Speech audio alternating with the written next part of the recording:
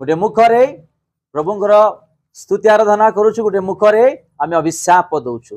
ये कौन आम देखुअछु 14 जे मैंने तुम्भ मानू टाणना करती से कौन करवा आम आशीर्वाद करवा, आशीर्वाद करवा, अभिशाप न देवा। जदि आम अभिशाप देवा, मुख को मलिन करवा, ताहले शैतान प्रवेश करिब आउ से शब्द द्वारा जहाँ आम मुख द्वारा निर्गत होइछि से भी से शब्द को धरी से कार्य करिब, से शब्द को धरी से कार्य करिब। आमे माने जाग्रत, जदि जाग्रत न हेबा ताहले कौन सी विषय आमे पाई परिबा नाही। गोटे मुखरु आमे धन्यवाद देवछु, आ गोटे मुखरु कौन करछु आमे अभिशाप देवछु।